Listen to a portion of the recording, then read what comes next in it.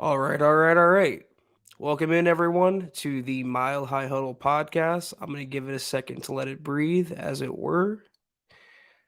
Wait for all the green check marks to come through. Waiting on one more, and there we go. Boom. As you can see, guys, a little different installment of the Gut Reaction Mile High Huddle podcast. I am solo this evening.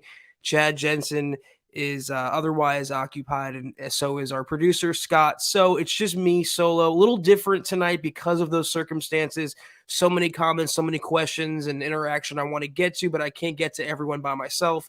I'm going to go a little more rapid fire, maybe a little less analysis from me tonight, but that's okay because we have the normal um post game show tomorrow, the aftermath episode, as it were. So welcome in, everyone. Again, this is the gut reaction podcast. So the Broncos victory. The Broncos won a football game. It was nice to see. They beat the Arizona Cardinals, and they did so relatively convincingly. We're going to get into all of that from the game tonight. I'm going to get you Patriot text. I'm not going to leave many supers waiting, guys, again, because I am solo.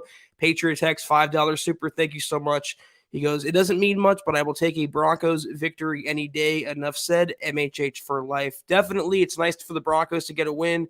Ultimately, it doesn't matter too much over the scope of the season because the playoffs are, impossible now. But it's always nice to see the orange and blue come out on top in any occasion. We got Marcus Duran, 1999 super. Thank you so much, Marcus. He says, happy holidays, guys. You too. Fine overall win today. I'd say 3/4 or better. Rest of season gets Hackett his job back, and I'm for it.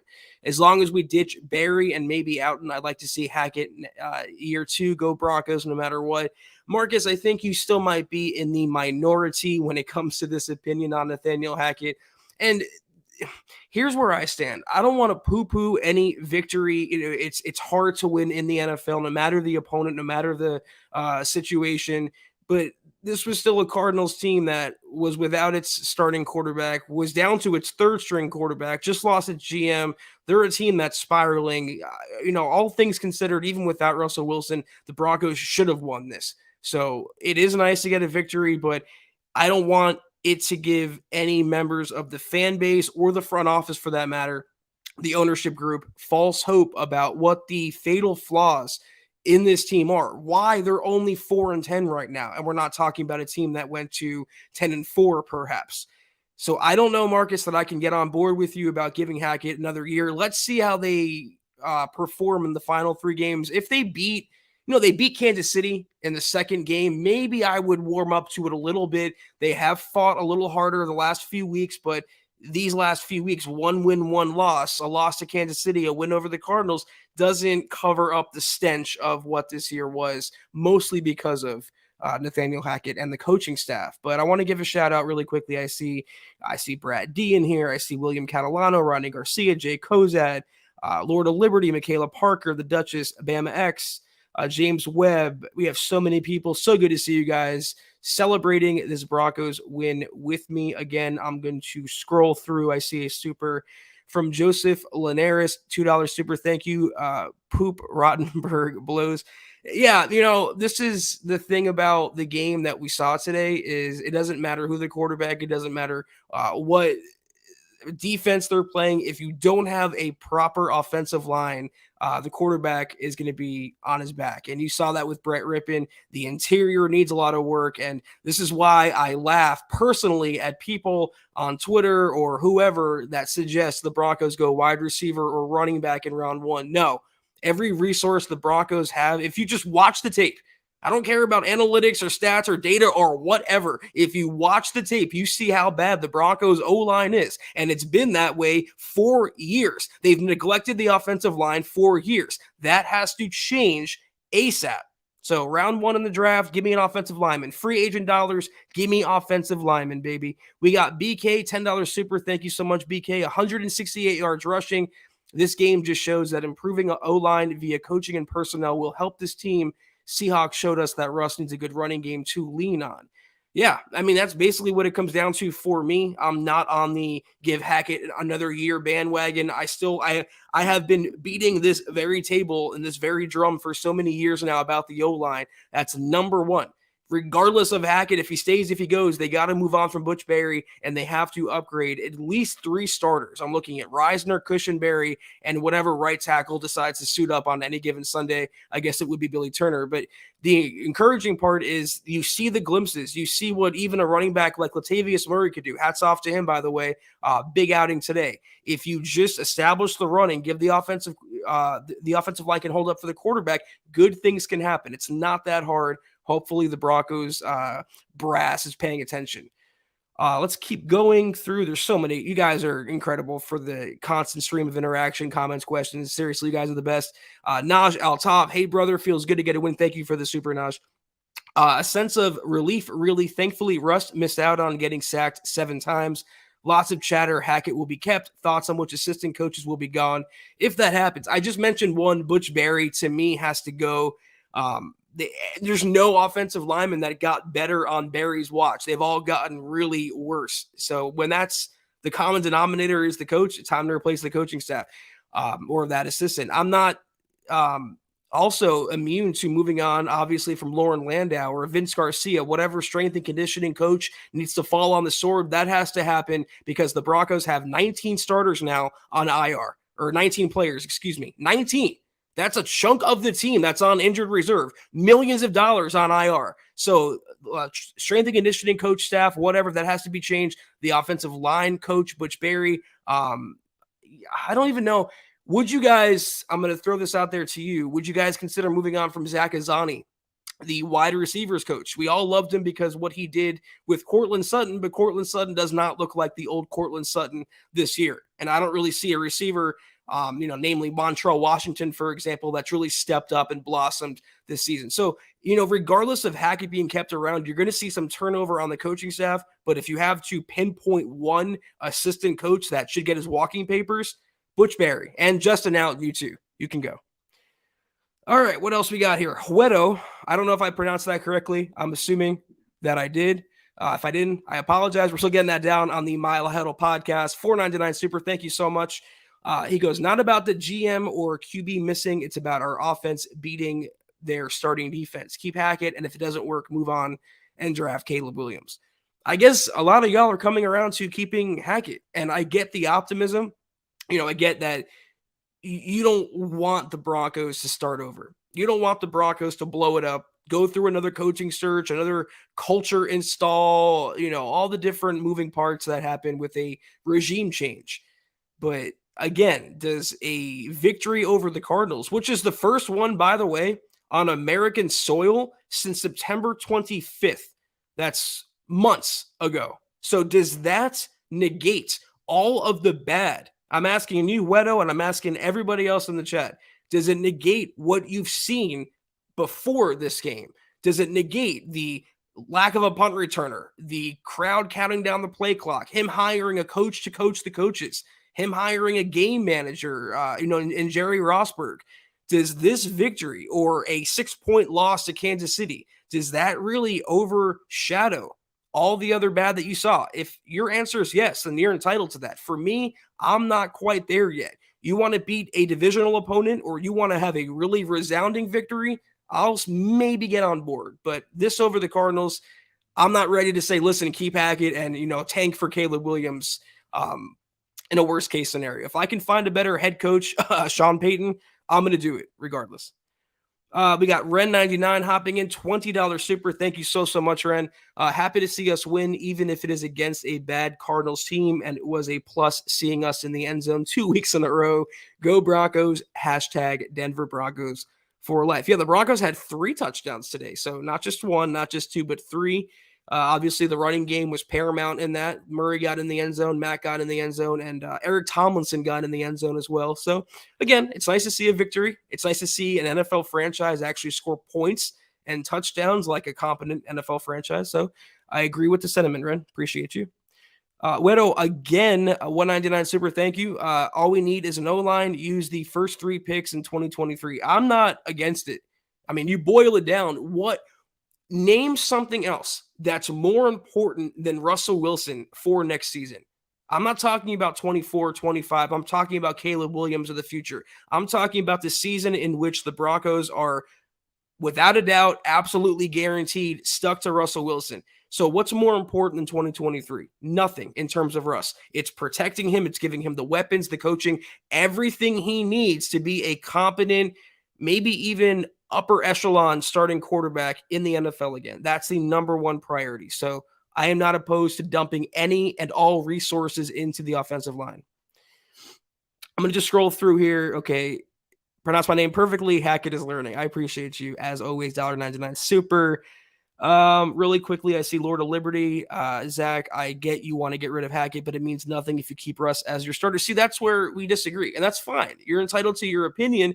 I have seen more glimpses out of Russ that he can be something than I've seen out of Hackett that he can be something as a head coach. And the fact that he got a victory with Brett Rippon over a Cardinals team that checked out for the year, it doesn't do enough personally for me to jump on that bandwagon and say, yeah, let's give him year two and bypass another coaching candidate that can maybe get this team from 4-10 to something more respectable. Maybe we'll align on this, Lord of Liberty, by the end of the season, but right now I am not there yet. What else? Gary Palmer. Always good to see Gary Palmer. 1999 super. Thank you so much. Hey, Chad, Zach, and Scott. It's just me, but that's okay. I know it's the Cards, but a win is a win. That's right.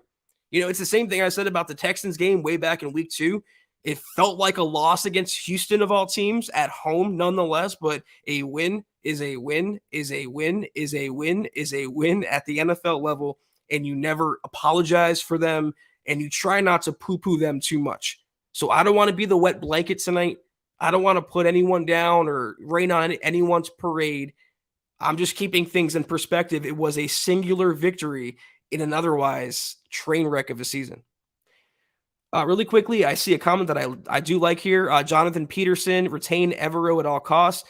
Yeah, the defense is balling, man. And you finally see the Simmons. Again, it's against Colt McCoy, so let's not, it's not against Mahomes or something like that, but you saw the level of safety and the caliber of player that Simmons can be, what he's paid to be, in fact, by the Broncos. So, yeah, definitely, if I can, I am retaining Ejiro Evero. I am more than likely doing, in a worst-case scenario, what the Cowboys did last year with Dan Quinn, which is pay him a lot more money so he doesn't go anywhere. And if he wants to stay here, he'll definitely have a job for whatever coach that comes in and takes over for Hackett, if Hackett does go.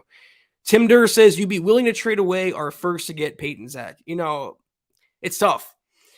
It's tough. I put myself into a corner with these kinds of comments because on one hand, I want the Broncos to really do whatever they can to address the offensive line. On the other, they can't do that if they're giving up a first-round pick for a head coach in Sean Payton. Maybe I can negotiate with Mickey Loomis in New Orleans and see if they'll take a lot of cash because they're so cash poor. Maybe they'll take a player like a Simmons or a Cortland Sutton. Maybe they'll take a second-round pick, or they don't have a second. Maybe they'll take a third and a combination of future picks. I do not know, but we don't have to worry about this more than likely, Tim, because Sean Payton probably wants nothing to do with the Denver Broncos. He wants nothing to do with Russell Wilson. If he had his choice, or if I were Sean Payton, I'm going to LA and coaching Justin Herbert. That's just me, though. All right, what else do we got here, guys? Scrolling through the comments, coming in hot and heavy. Again, if you're joining us late, this is the Gut Reaction podcast of the Broncos' victory over Arizona. But do not adjust your monitors, your screens, whatever. This is a solo edition, the normal lineup. Chad joining me on the podcast, Scott in the background, returning tomorrow for the aftermath. So again, guys, I apologize if I miss a comment, miss a super. Rest assured, we will make it up to you tomorrow. I am trying my best to cycle through as fast as I can. BK, $5 super. Did y'all see the reporting by Schefter? NFL is saying that teams need to act less hastily firing GMs and coaches. Looking at us. Well, I mean, tell that to teams like, I don't even know, Matt Rule in Carolina or Urban. I guess Urban Meyer, there's a reason why. I mean, it was a for-cause firing. But I really don't care what the NFL has to say about this unless they're like threatening a fine or a docking of a draft pick. If the Broncos want to move on from Nathaniel Hackett, they would not be the first team to do so. The precedent has been set. I'm not worried too much. It comes down to the conviction that either George Payton has or the Broncos ownership group has. If they want to move on, they're going to move on. Oh, wow. FA coming in with the magenta 49.99 super. Thank you so much, FA. Hope you're enjoying this victory Sunday. Great win finally, but no way Hackett comes back. Only way he comes back is if they win out, and that's not guaranteed. Keep Azani, move Sutton to the slot next year, and have Patrick and JJ on the outside. So I guess we're not bringing back KJ Hamler in this scenario. And I'm fine with that, I guess. I would like to see what KJ could be, but what he's been to this point has been an injury prone player, and quite honestly, a disappointment as a second round pick. Yeah, if they change coaching staffs or Hackett stays, if Zach Azani comes back, I'm not too worried about that. I was just trying to think of any coach that whose unit has underperformed this year, and wide receiver to me, maybe with the exception of Kendall Hinton and the occasional Jerry Jeudy glimpse, we haven't seen much from the wide receivers. But if they want to move around Sutton and try to find a better spot for him and keep JJ at the X spot at wide receiver, I'm all for that. The bigger deal, FA, is getting Tim Patrick back because, as you see on the field, no matter who's the quarterback, they need a safety blanket out there, and there are a few better safety blankets in the NFL than Timmy P. Wedo, again, thank you so much, so much. 499 super. Love the solo show, Zach. Appreciate you. How do we know Drew didn't make Sean Payton just a little nervous there starting over again? I want Hackett to succeed. I get that, and I get the apprehension of me maybe personally describing Sean Payton as a god, a deity, a guy who's going to come in and bring the Broncos back to the promised land in year one. I thought the same about Nathaniel Hackett, quite honestly. I take the L on the Hackett hire, but Sean Payton's obviously way more proven, way more experienced. And if you watched what New Orleans did in the post Drew Brees era, I mean, it's pretty impressive turning Jameis Winston, of all people, quarterbacks that literally eat W's, into a highly competent passer that might turn the ball over, but he's going to score some points as well. If you can get Sean Payton, you can try to, you should really try and get Sean Payton. But if you don't, if you have to settle for Frank Reich, Dan Quinn, whoever, that's fine. As long as you have an innovative offensive coordinator that's going to maximize Russ's skill set, that is all I care about. Point blank, period. Michaela Israel, $5 super. Thank you so much, Michaela. Good to see you. Hope you're enjoying this victory Sunday. I agree with more promise in Russ. Too little, too late from Hackett. Should have given up play calling earlier. Melvin Gordon, need I say more? Yeah, I was going to tweet this actually, but raise your hand if you miss Melvin Gordon. I'll wait for the dust ball to roll by because ain't no one missing Melvin Gordon because he did nothing special. And you see a running back in Latavius Murray, who I think is, in my opinion, less explosive than Melvin Gordon as a running back. But look at the game he put up today. Show me the last time Melvin Gordon had a game like Latavius Murray did today. And that's behind an O-line that's just, unspeakably inconsistent and always changing and revolving. And a lot of players that shouldn't be playing right now are playing. And Murray just busts off long run after long run. It's credit to the Broncos O-line too, but it just showed that they had no need for Melvin Gordon. And the only reason he stuck around was because his head coach liked his smile and liked the idea of Melvin Gordon more than the actual thing, which was an unreliable fumbler who hurt the team. Latavius Murray is not that, and I really enjoy watching him play for the Broncos. All right, I'm going to scroll through. You guys are amazing, man. Honestly, there's so many comments. It's overwhelming in the most amazing way.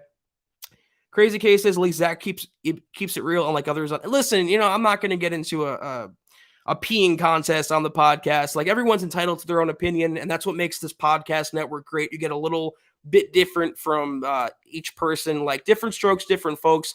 All I can control is what I can say and what I feel, and I'm always going to give it to you with my view on the matter, which is, I hope, down the middle.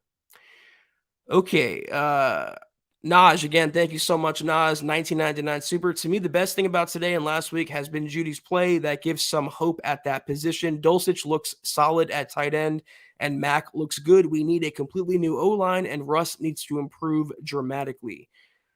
I mean, all goes without saying. It really does. Dulcich is like the biggest surprise to me of the year. And Damari Mathis, by the way, can we talk about him for a second? He is a rookie, but he is growing every week, and he's really rebounded from that pass interference fest that was called against him earlier this season. They have something in him. They have something in Dulcich. And, the players that you're mentioning, Naj, Dulcich, and I'm talking about Damari Mathis, Marlon Mack looked good, and Latavius Murray looked good. Those were all players, one way or the other, imported by George Paton. So for anyone who's on the fence about firing George or wanting the Broncos to move on from him as well as Hackett, you have to take in mind that he is an expert scouter. He is really good at evaluating talent in the draft, on the open market. He is really good at assembling the roster. I'm not going to say he got it wrong with Russ. I think he got it wrong with Hackett, but he has shown more as a GM that's worth keeping than Hackett has as a head coach. Just a little rant aside from the fact I see a lot of people wanting the Broncos to fire Peyton. I'm not there yet. I probably will not be this season. FA, again, thank you so much. That's so generous. Seriously, man. For $49.99 super. Wow. There were almost 16K no-shows at the game today. Owners are definitely paying attention. The more I think about it, Zach, fire the entire offensive staff. Evero has had just as much injuries on his side of the ball, and he keeps them humming. Yeah, that has always been the thing, the argument to excuse Hackett, excuse Alton, excuse whoever the injuries. I mean, he's still playing with a shortened deck, Giro Evero. There's some players that are not out there that he would like out there, and it would make the Broncos defense better. But that's the mark of a good coach. You got to play the hand you're dealt. You have to adjust accordingly and do the best you can.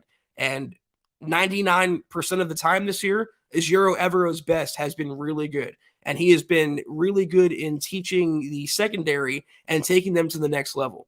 And I talked about on the offensive side, what's one player that has gotten better on the offensive side, maybe with the exception of Dulcich, or offensive linemen, all got worse. Under Evero, mostly every player has gotten better, especially in the secondary. So Evero is definitely a keeper, and if he doesn't want a head coaching job, he's more than welcome to come back to the Broncos for year 2. Okay, I'm going to go through the Savage Boy Kev, we like to get a couple Twitch comments, questions on here. Bassie's trash, though. I never understood the love for saying Bassie. I was a big Jaquan McMillian fan, the undrafted rookie who's on the practice squad, but Bassie is not great as a backup slot corner. And Michael O is somewhere with Albert O and with Jimmy Hoffa, just on the island where no one knows of, no one speaks of. He's completely disappeared. And another guy in Ojemudia, I never got the love over. Cueto again, man. Thank you so much. 199 super. Don't fire George Payton in the end. Could not agree with you more. I want to just take a scroll through the comments and the questions before I skip over anyone. I want to get some non-super questions too. Marcus Lewis Hanna says, says, even though we got a win, Rippon was poor. I mean, Rippon is who he is. He's a backup quarterback that quite honestly is better suited to be a coach than a quarterback. So the fact that they eked out a win, hey man, I give him credit. I God bless him. William Catalano, McManus missing that 30-something yard field goal was eye-opening. Was it eye-opening though? Really? This is another player in McManus that I don't understand the fan club for. I get he was McMoney in the past, but tell me honestly, guys, look at me in my eyes. When is the last time McManus has been McMoney? It's been 3 years, at least, since he's been automatic like a Justin Tucker. He is missing way more field goals than he's making, and he's doing so when you need it. I mean, in crunch time. There's no way with a home stadium, with the altitude the Broncos have, a veteran kicker who's very highly paid should be missing a 30-something yard chip shot. No way, no how. He deserves way more criticism than he gets. That's my opinion. I'm going to go down to the bottom really quickly and see what else we got. McManus needs to go. Mile High Mike says, yeah, I mean, kickers are so like weird to find because the best ones are like undrafted players or like 6th round, 7th round picks. You don't necessarily need such a vocal kicker like McManus, a celebrity in a sense, kicker like McManus. You need someone that's going to just do the job and do it well. And I don't want my kicker blowing 30-something yard chip shots when 3 points for this Broncos offense might as well be 30 points. That's how I feel. Jesse says, I take Prater over McManus. Prater was underrated. If McManus is overrated, I think Prater was underrated. I know he had a little bit of a alcohol problem, if I remember correctly, but good kicker, though, when he's on the field. All right, what else? What else? Guys, get your comments, get your questions in. I see Rodney Garcia. I want to get this question. We still need another quarterback as a quality backup behind Russell Wilson heading into 2023. Maybe Jacoby Brissett. I wouldn't mind Jacoby. It's a guy I've been down on. He's not a starter, and even though in Cleveland this year he's looked like a decent starter, but he's had the luxury of good coaching. If they have a good head coach in place and a good coordinator in place, the Broncos, it doesn't really matter who you have. With that being said, I still feel like this past draft, George Payton should have taken a flyer on a rookie quarterback. Doesn't really matter who it was, but look at Brock Purdy. I mean, Mr. Irrelevant is looking like a future starter at this level. It never hurt to take a swing for the next guy, no matter when that guy may play. So if I had my druthers, I'm saving my money, Rodney, in 2023, and I am drafting a quarterback with one of the picks the Broncos have in the later rounds. Ton Van Tool. Hey, Zach and Scott, happy holidays. I'm glad they got a win, but it wasn't like they are in the big game. Well, happy holidays to you and yours as well, Ton. Yeah, that's kind of how I feel. It was a victory, but this wasn't a playoff victory. This wasn't a playoff clinching victory. This was a win over an equally bad Cardinals team that improved the Broncos to 4-10. They're still 4-10 after getting that win. That's how bad this year is. But again, a win is a win is a win. I'm not going to be the wet blanket. I am that enough, and I don't need that. I don't need that guilt in my head for this one evening. Avtar Singh says, win more games, don't give Seahawks a top 5 pick. I mean, that's valid. It's going to be a top 5 pick regardless, but setting the number 2 overall would really, really sting considering how the Russ trade's gone down. So at least for 1 week, the Seahawks pick doesn't look that good. All right. Again, guys, remember to get your comments, get your questions in, get your any sort of complaints, considerations, anything that's on your mind. How are you reacting to this Broncos victory? What is your gut reaction? Let me know in the comments. Wayno chiming in. That's a newer name. I don't recognize it. So welcome, Wayno. Thank you for joining the Mile High Huddle podcast this evening. Do you think Mac will be back? There's a lot of people, Wayno, who believe Denver should go running back in round 1, which I believe is stupid as hell. Quite honestly, stupid as hell. Javonte, regardless of whether he comes back at his normal level, you have way bigger fish to fry on offense. So taking it back to your question, if they need a veteran just as a number 2 that you can rely on, I don't know that I would rather have Mac back or Latavius Murray back or even Chase Edmonds, who looked pretty good before getting hurt and going on IR. The one guy I'm probably not bringing back, though, Wayno, is Mike Boone. And I was one of the bigger Mike Boone fans that there is in the NFL sphere. But he did not cut it as a number 3. He did not cut it as a number 2. And I think the Broncos can upgrade on him. But again, to answer your question more specifically, if they want to have a cheap veteran backup, I wouldn't be opposed to Marlon Mack. But you want to talk about cost controlled and having more higher upside, explosive player behind Javonte, it's another position where I'm probably going in round 5, round 6. Okay. What else? Bama X, K-Jack needs to retire. Yeah, I mean, if Caden Stearns was healthy, K-Jack wouldn't be starting anymore. They wanted to make Stearns the starter, and they were like transitioning to that, and then Stearns got hurt, and K-Jack is still starting. So he won't be back. I don't think he shouldn't be back. Kareem Jackson, it should be Caden Stearns and Simmons lining up at safety. Jordan Ellis, how does Hackett's debut year compare to the other coaches' debut years historically? Well, I don't know. I mean, I'd have to pull up like first-year coaching records and all that, compare them. I would assume there's plenty of coaches that have been bad their first year. I'm talking record-wise. Plenty of coaches that probably went in a 16-game season, 4-12, 5-11, 3-13. The difference is Jordan. Not that the Broncos lost games. It's how they lost those games. It's who they lost those games to. It's the crucial situations, the clutch moments in which the Broncos lost those games. And if you break that down and compare that to other coaches and historic, metrics like that, you'd be hard pressed to find a head coach that's so completely clueless on the sideline. And you'd be hard pressed to find a first-year head coach who is hired to be the play caller And midway through his first year, voluntarily, so he says, gives up his play calling duties.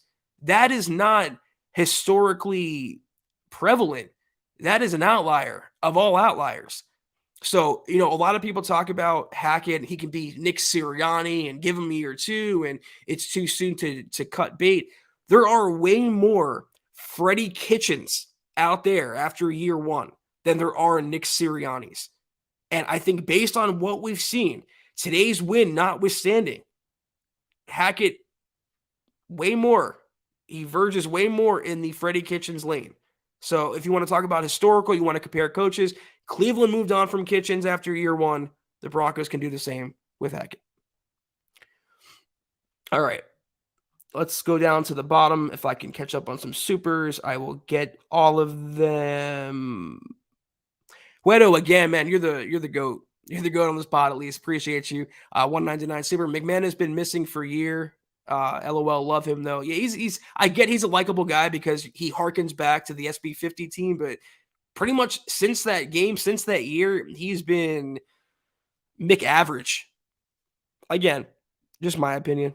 Bring back Singleton. Rodney wants to know. I wouldn't be opposed to it. I still want a dynamic sideline to sideline inside linebacker. I want like a Fred Warner on the Broncos. Finally, that'd be nice, but you could do a lot worse if you had to settle for a Josie Jewell and Alex Singleton inside linebacker duo, especially under Ejiro Evero, where the inside linebacker position is so devalued.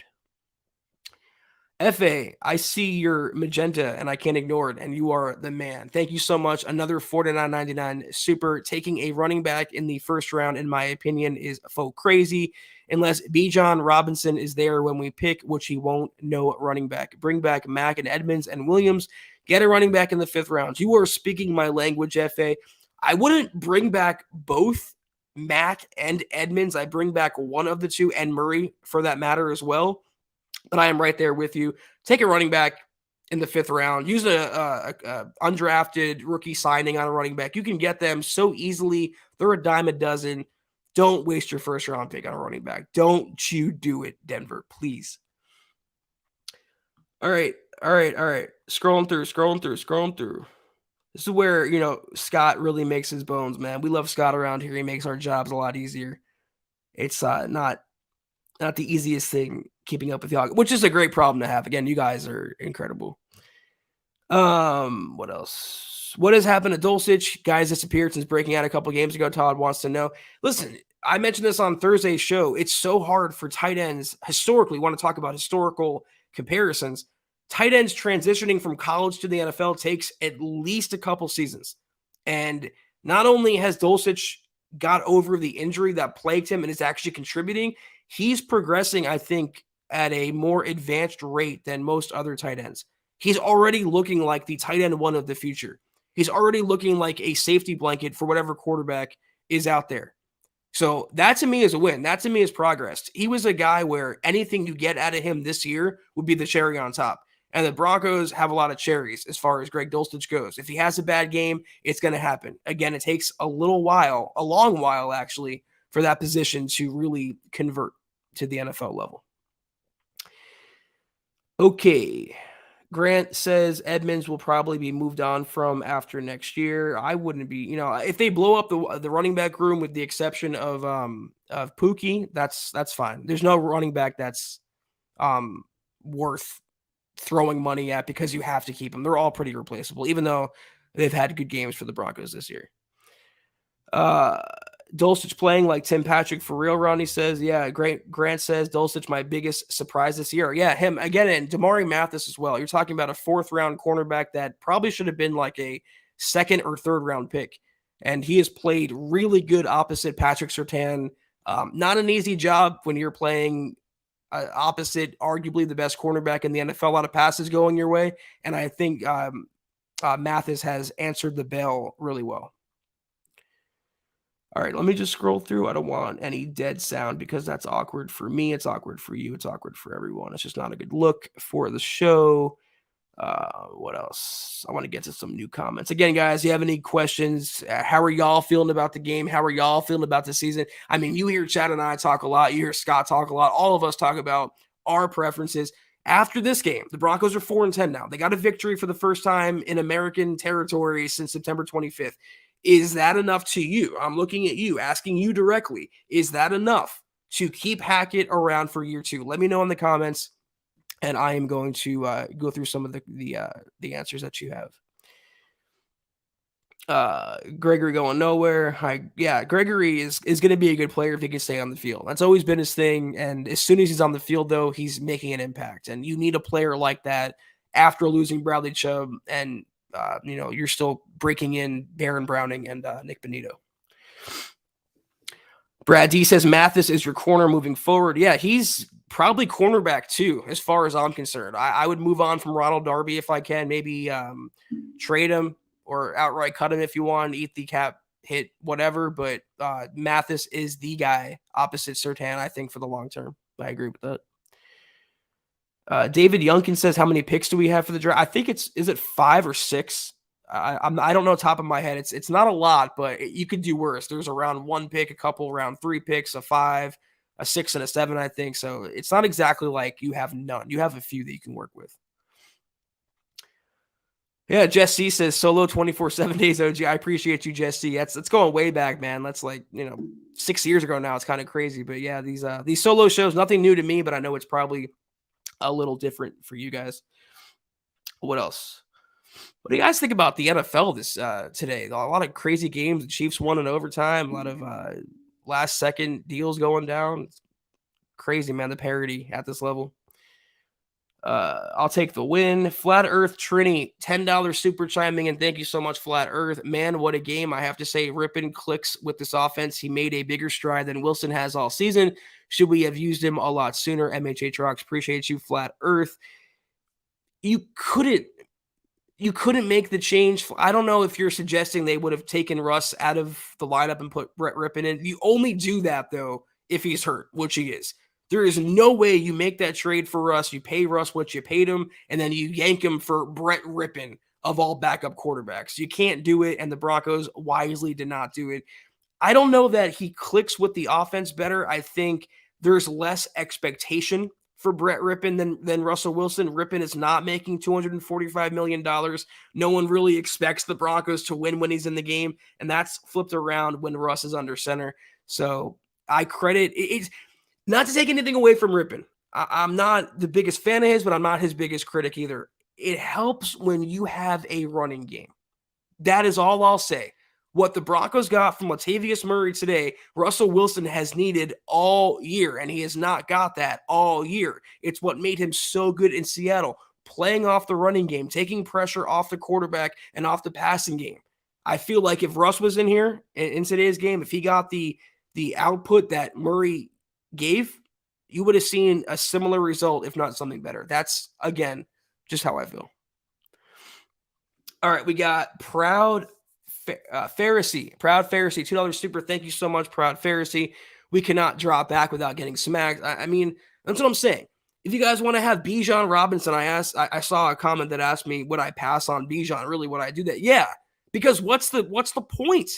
You can have prime Jerry Rice lining up at receiver. You can have prime Barry Sanders in the backfield. It is not going to matter if the offensive line cannot block.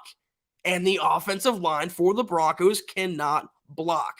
They are terrible at pass blocking. They're at run blocking. They have their moments, but it doesn't matter. Nothing matters unless you have that O-line entrenched and figured out and solidified. So, yeah, these comments that I'm getting, we can't try back without getting smacked, dump all the resources into the O-line in 23. I am agreeing with that 1,000,000,000%. That is far and away the number one priority for the Broncos, is fixing that offensive line and making it a lot better than what it's been. Venom Seeker, good to see you. $4.99 super. Thank you so much for chiming in this evening. The only way I consider keeping Hackett is if he leads us to a win at Arrowhead, but that's not going to happen. So Hackett staying is not going to happen. Well, a couple points here. You can't ever say never at the NFL level. You really can't ever say never. As I'm a fan of Mahomes like anybody else, but Kansas City is playing with fire in some of these games. They're playing down, even with the Broncos last week. They were up 27-0. They barely hung on to win that game. Today against the Texans, they almost lost. That game was in overtime. Kansas City had to eke by the Texans of all teams. So it's not impossible. The Broncos, if they play up and they get some breaks going their way and Russell Wilson has a signature Russell Wilson game, you can beat the Chiefs at Arrowhead.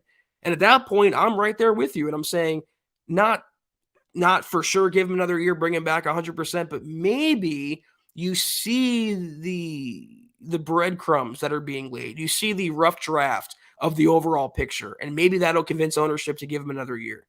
But again, let's get to that bridge. Let's cross that bridge when we get to it. But right now, all we can do is react to the victory over the Cardinals, and that's not enough. We're not there yet, not even close, where I'm considering, maybe Hackett's not so bad. Bring him back for year 2. Daniel Garcia, good question here. If not a tackle, Zach, what position are you taking in round 1? I am looking for. I'm not really in draft prep mode yet, Daniel, and you'll have a better time asking the draft guys their thoughts on the draft related matters. But if not a tackle, then I'm looking for a guard or a center. I'm looking for an offensive lineman. I would prefer a tackle, a right tackle, but they need help everywhere. I mean, you're talking about replacing 3 starters on that offensive line. So guard, center, tackle, that's where I'm looking. Beyond that, inside linebacker could use some help. And if you really have to boil it down, I'm more comfortable taking a wide receiver in round 1 than I am a running back. But I am only saying that. I'm only saying that because that's how little I want a running back in round 1. I don't want a receiver in round 1. You have plenty of receivers that you're going to bring back and you can make do with. You have nothing in terms of offensive linemen as starters or as key backups. So, all the way, baby, in round 1. What else, guys? Get some comments in here. Get some questions in here. I see Savage Boy says Bijan is generational. I get that, but Saquon Barkley is generational. How has that availed the Giants in recent years? I mean, only this year he looks pretty good, but you have a better offensive system in place, better lineman, better quarterback play. That's what makes Barkley a better running back. So Robbins is going to be a great player, and he's been great at the college level. But he's a luxury for a Broncos team that can afford no luxuries. They have to nail down the elementary parts of this roster. And when you're starting Billy Turner at right tackle and you have Glasgow and you have Wattenberg seeing time, it's just not a good situation for anyone involved. And they have to change that.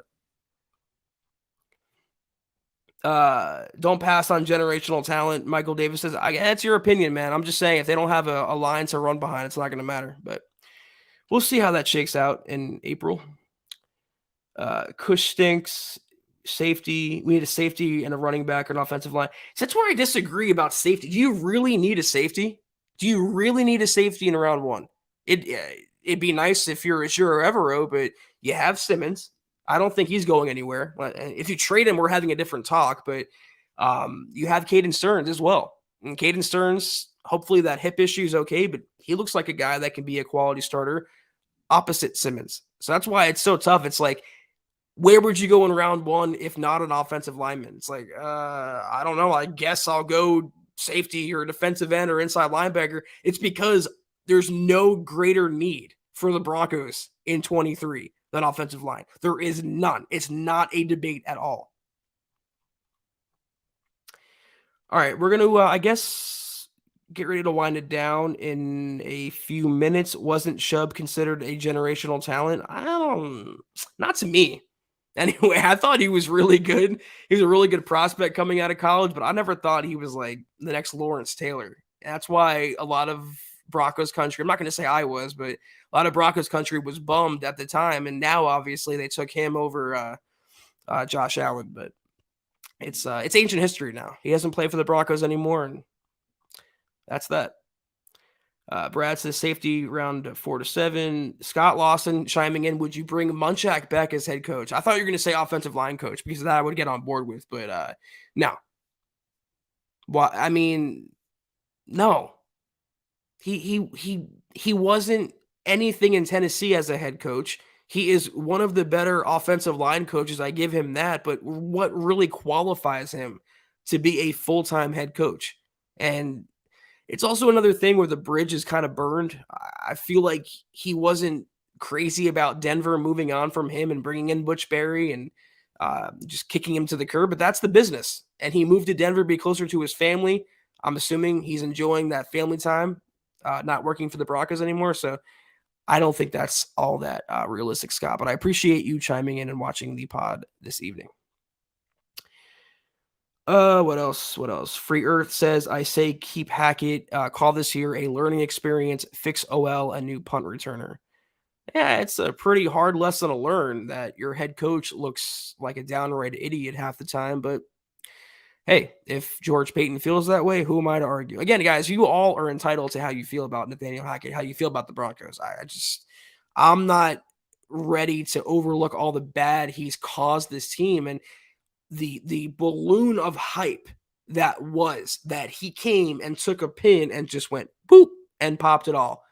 I can't get over that yet, and one win over Arizona is not getting me to that point, but y'all do you. I mean that sincerely. FA again, man. You and Wedo, man. Goats, all of you, but the support has just been outstanding. Please no Robinson in Denver. He would get hurt behind this line, and I personally know the kid. He's from Tucson, Arizona, and played at South Point High School. No. That's what I'm saying, F it. You and I seem to share a brain on most things Broncos. Again, great player, great talent. He may be generational, but I don't know that it would amount to that much when you're running behind Billy Turner and Graham Glasgow and Luke Wattenberg. I don't know. String Guy says, not trying to give you a hard time, Zach. You're a good analyst. I just don't always agree with you. Great pod, though. Listen, I don't want everyone to agree with me. That would be boring as hell.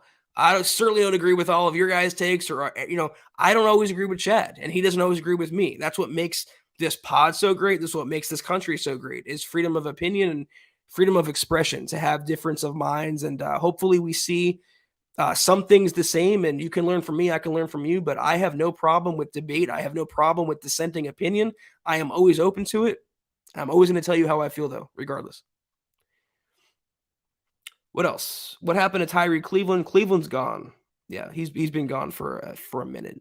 He went the way of what was his name? Juwan. I can't think of his name.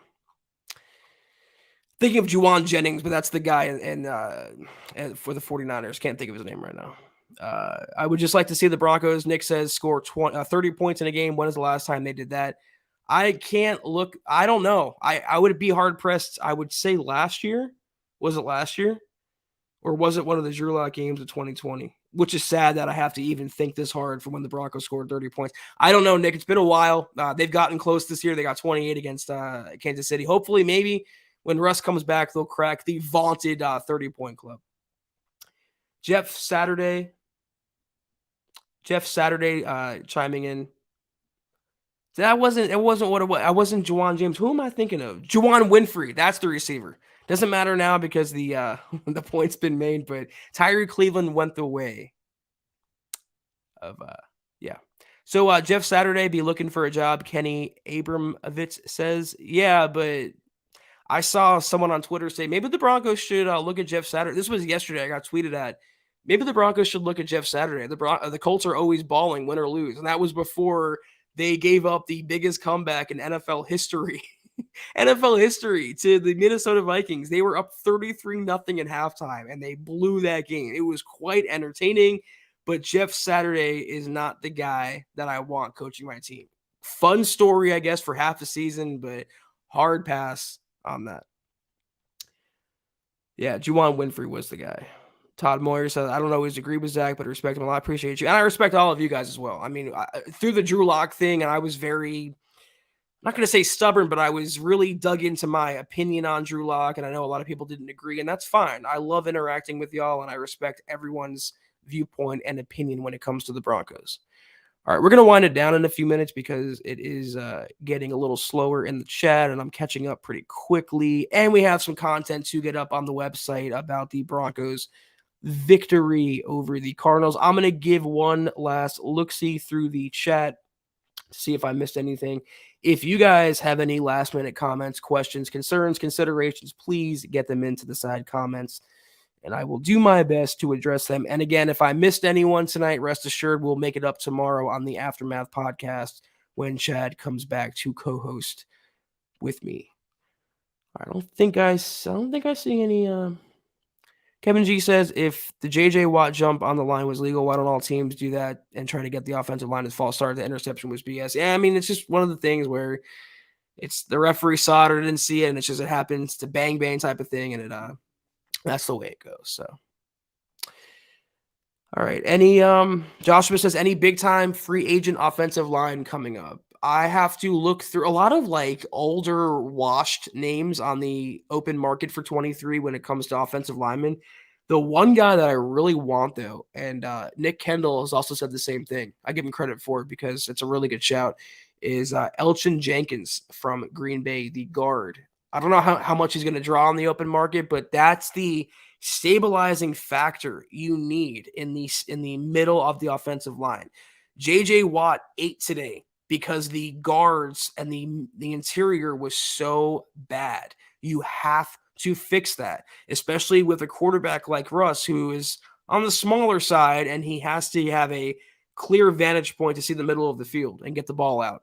You got to fix the OL. So Jenkins from Green Bay, that's my guy. That's my big fish that I'm throwing money at if I'm the Broncos. Last year, it was Lyle Collins at right tackle. The Broncos didn't do it. They settled for Billy Turner and Tom Compton, Calvin Anderson. That turned out really well. Hopefully George Payton learned not to do that again. They can't cheap out on the O-line. Jenkins from Green Bay is my guy on the outside. All right, what else? Offer Lincoln Riley. Thomas says $15 million a year. I don't know about that. I don't know about these college coaches coming to the NFL. And after the Urban Meyer disaster, does any team really gamble on another high-profile college coach? I don't know about that, but no, I'm gonna do a hard pass. I think on Lincoln Riley. Rodney says bring Cam Fleming back. I mean, these are the things like bring him back. Okay, because he's cheap. Okay. And he's a good run blocker, but he's not going to be a starter. We both agree on that, Rodney. He's not a good starter at all at the NFL level. And as a backup, can you not do better? If you're looking for cheap, well, draft an offensive lineman. They'd be pretty cheap on a cost control contract, and might be better as a pass blocker. So it's another situation. It's like Marlon Mack or Latavius Murray. If you want an experienced guy who knows the team, I guess it's okay for short money, but you can do a lot better than settling for Jags. And by Jags, I mean just another guy. And that's what Cam Fleming is. And that, quite frankly, is being generous. Jesse says, would you take Kingsbury at OC if he's fired? OC? I haven't thought about that. I don't know that he'll accept an OC job. He might get another college coaching job, but I don't know. He won't have the same type of quarterback he had in Arizona and Kyler Murray. Russell Wilson is not Murray, at least with his legs. So how well would he be able to do? That's my question, number one. Number two, there's a lot of Cardinals fans. What I've read on Twitter is that he gets very cute in the second half in his play calling, and the Cardinals have been known to blow leads. And I think for him, Kingsbury blowing leads and losing games in that way has gone back to his time at Texas Tech. So I don't know. I would lean just quite frankly on the side of no, he's a little bit of an untouchable prospect for 1 year. I think he needs to go somewhere else and rehab his value on another staff in some assistant role and then maybe take another swing at it. I don't know that I would want Kingsbury as OC, but you can do worse. You can do a lot worse. Better than Hackett, I guess we'll say. What else? All right, I'm going to go through one more last sweep through of the comments and the questions for this evening. Todd says, do you think the Broncos could decide to move on from Sutton? He has really cooled off the second half of the season. You just paid him, and he is your number one, I guess, on paper. So if I would lean toward keeping him because Russ needs his weapons and you want to work from a position of power or leverage. You don't want to rebuild the offensive line and rebuild the receiving core and rebuild the backfield. It's just too much in 1 year. And then you'll be on year 2 with Russ where things have to get moving. So I'm probably holding on to Sutton and hoping that a new coaching staff, better quarterback play, whatever, can kind of reinvigorate him. But the scary part about Sutton has not been the injury he came back from, the ACL. It's been his attitude on the field. And I literally, I have a signed Cortland Sutton helmet on my bookshelf behind me. I'm a diehard Cortland Sutton fan, have been since the moment he came onto the Broncos team. But he's not fighting for balls out there anymore. It's not 80-20 balls when Cortland Sutton's going up to get him. They're 50-50 at best now. And he looks a lot of the time like he has no interest in being out there. That's my concern with someone like that who is coming off an injury and just got the bag. They just got paid. You worry about him taking his foot off the gas, him not having that same fire, the same fight. But I am inclined to give him one more year and hope that he can get back to the level that we saw a few years ago. And yeah, a couple good comments in here. Ronnie says, and Ethan says, Sutton has been poo-poo at blocking. I don't know about poo-poo, but he's not been great. And that's supposed to be he's a big body possession receiver. You're supposed to be a good blocker. Tim Patrick is one of the best blocking receivers in the National Football League. And it comes down to effort. It comes down to attitude when you're someone like Cortland Sutton. You're supposed to be the alpha dog, number one wide receiver on the Broncos. You're very highly paid, very highly compensated, and you have the fan base behind you. You should be performing at a much higher level. So I understand the concern and the frustration with number 14. We need a better backup. Kevin G says, yeah, we'll have a better backup. I think this is the last year with Rippon and Jarrett Guarantano, Gitmo, as the number 3 quarterback. They got to do something at number 2 behind Russ. All right, a couple more questions we'll take here. Michael Williams says, do you think we should give the head coach, we should give the head for 1 more years? I'll take the PG-13 way out of that answer and say, I assume you mean the head coach. My opinion, you probably heard it by now, Michael. I don't think he should get another year. I ask me again. Okay, ask me again after week 18. Let me see how the Broncos respond from here. They're coming off a hard-fought loss to the Chiefs, and they're coming off a fairly impressive victory over the Cardinals. Let me see where they go from here on out. And it's going to come down to the other Kansas City game. If they win that game, I'm maybe coming around and giving Hackett 1 more year. But right now, you held a gun to my head and made me pick, say, it's your life's on the line. I'm saying, sorry, Nate. We gave it a try. We couldn't overcome all of the follies that you laid before you earlier this year.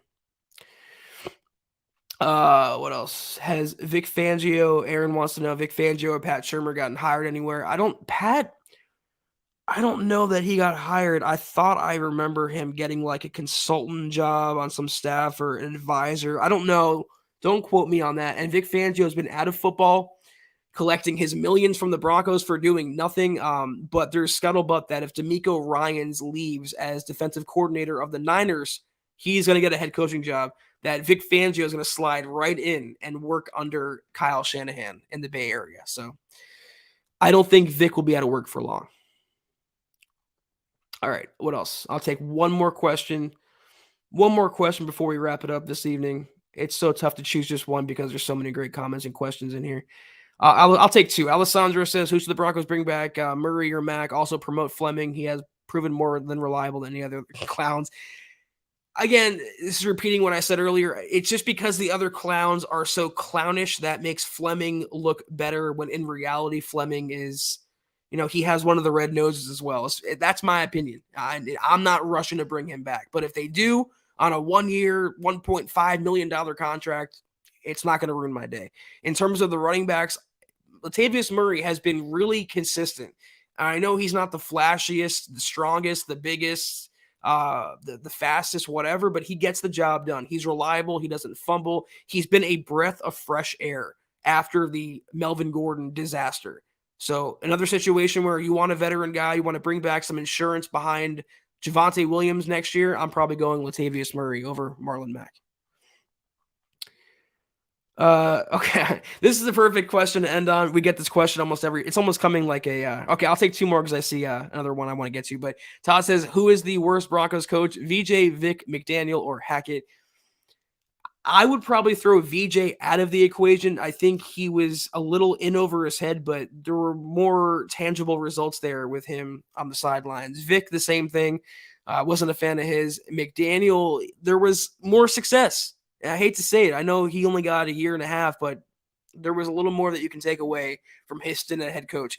I just think considering the hype And considering the roster that was given to him, and considering all you got to do is put it on autopilot. All you got to do is be the coach that you promised that you would be, that you interviewed to be, and that you swore up and down to George Paton over tacos that you would be. That's all you had to do, and the Broncos would be a playoff team. And he couldn't do that. He failed miserably. So right now, it might be premature. You guys might disagree. I think the worst coach in Broncos history has been Nathaniel Hackett. Pretty sad. All right. That's going to do it, I think, guys. I'm looking through the comments. Michael Davis, Zach, who was the last lightning in the bottle players the Broncos have rostered? I'm struggling to think of one. Lightning in a bottle players. I can't think. I can't think of a player. I mean, assuming you mean, Michael, like a player the Broncos have signed that's had just it broke out for that 1 year. Lightning in the bottle. Who would it be? I mean, really, what's been a standout player that came out of nowhere in the last 5 years? I'm struggling. Philip Lindsay. That's all I got. Philip Lindsay. You're talking about an undrafted player from Colorado who was number 6 on the depth chart, worked his way to starter, made the Pro Bowl. That would be lightning in a bottle. But besides Lindsay, who they should have kept, by the way, can't think of one. And Michael, I'm sorry if I interpreted that question incorrectly. I don't know if you meant in a bad way or a good way, lightning in a bottle. But if you went for a good way, I would say Philip Lindsay. That's going to do it, though, for the show this evening. Thank you all for tuning in to the solo edition of the Mile High Huddle podcast. Again, we're back on normally tomorrow. Chad will be alongside me. Scott will be in the background for the Aftermath episode. But in the meantime, be sure, as always, that you're following the account on Twitter at the MHH Pod. Follow the main MHH account on Twitter at Mile High Huddle. You can follow myself on Twitter at Kelberman NFL. Get some of our gear. You guys know what it is, where it is, huddleuppod.com, and get yo swag on. I promise you it's good stuff in there. Check it out. And facebook.com/Mile High Huddle Pod. Be sure you're liking that page, following that page. If you haven't, guys and gals, go to Apple Podcasts and leave your football priests a 5-star review for a chance to win some of that sweet, sweet merch each and every month. But if anything, guys, as you see ticking below you or you're listening right now, subscribe, like, and share this video and every video you see on the MHH channel. It really helps us grow and reach more Broncos fans just like you. I want you guys to enjoy the Victory Sunday. I want you guys to enjoy your Victory Monday. A win is a big deal at the NFL level, and especially for the Broncos, where wins have been so hard to come by. Enjoy, guys. Keep your heads up. Keep your chins up. We're back on tomorrow for the Aftermath. Take care, and as always, go Broncos.